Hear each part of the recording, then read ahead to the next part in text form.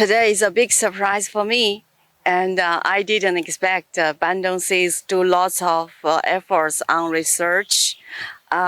This really inspired me, and I'm so happy to see three of my varieties, hybrid rice, has been growing very well in Rangpu, in your RD, Domat.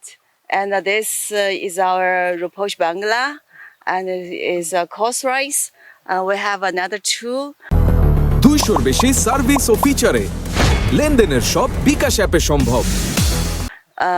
It's Timpada Super and Timpada 40. Now we have three. It's not easy, like this handsome guy. He wants to start his own business for seed, and he did it. And today, actually, like a gift to me. So I'm so lucky. It's deserved my visit to Bangladesh. You know, yesterday I come from my country 3 times, take a flight, and finally I arrived Rangpu and see lots of sales guys today.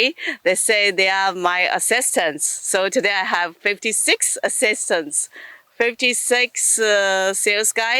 They are working in the fields as an officer. So it's really good to Bangladesh local farmer. And I saw Bandung Seeds in warehouse. They picking the off type and select the best seed for farmer. They always keep their loyalty.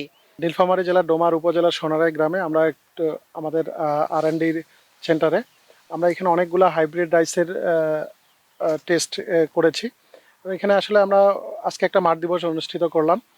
এখানে আমাদের সাথে আমাদের Chinese পার্টনাররা আছে এবং সারা দেশ থেকে 2-4 জন dealer আসছে এবং আমাদের ফুল সেলস টিম আসছে।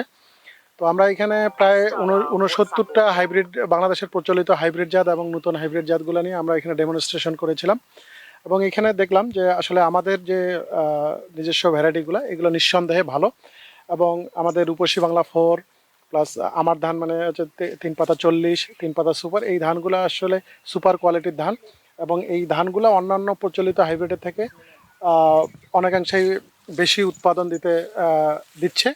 তো আমরা আশা রাখি আমাদের এই জাতগুলা আমাদের বন্ধন সিডস কর্তৃক বাজারজাতকৃত এই জাত 3টি বাংলাদেশের চাষিরা যদি চাষাবাদ করে নিঃসন্দেহে তারা লাভবান হবে। আমরা সবসময় চেষ্টা করি কিভাবে ফার্মারদেরকে উচ্চ ফলনশীল জাত দেওয়া যায় এবং এছাড়াও আমরা এই এক্সিস্টিং 3টা ভ্যারাইটি ছাড়াও আমরা আরও আপকামিং আমাদের 3-4টা ভ্যারাইটি এখানে ট্রায়াল ছিল, যেগুলো হয়তোবা গভর্নমেন্টের কাছ থেকে আগামী বছর বা 1-2 বছরের মধ্যে আমরা পারমিশন পাবো। এই ভ্যারাইটিগুলো পাইলে বন্ধন সিডসের আন্ডারে আরও উন্নত জাতের ভ্যারাইটি বাংলাদেশের চাষিরা পাবে এবং প্রচলিত হাইব্রিডের থেকে কমপক্ষে 10% উৎপাদন বেশি পাবে।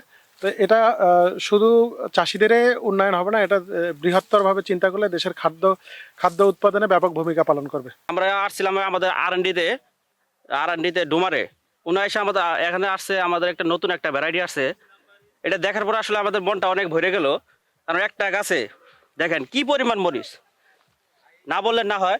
একটু বাইকে আমরা ডাগা নিয়ে আসেন, দেখেন কি পরিমাণ মরিচটা আসলে অনেক আগাম। 42 থেকে 45 দিনে হারভেস্ট এবং 7 দিন পর উঠানো যায়, যার কারণে কৃষক অনেক লাভবান। আর আমাদের এই মরিচটা অনেক টাইট, বাজারে চাহিদা বেশি এবং অনেক টাইট থাকার কারণে এই মরিচটা আমরা অনেক দূরে করতে পারি আর কি, মানে বাজারজাত করতে পারি। আশা করি প্রত্যেক কৃষক যদি এরকম কোনো মরিচ চাষ করে অথবা আমাদের এই মরিচটা চাষ করে তাহলে কৃষক লাভবান হবো। আমাদের আন্ডারের ফলনটা খুবই ভালো, আমাদের অঞ্চলে খুবই ভালো চলবে, কৃষকদের চাষ করে ভালো উপকৃত হবে, ভালো ফলন হবে। অন্যান্য ধানের চেয়ে ফলন যেটা দেখতেছি আমি ভালো দেখতেছি।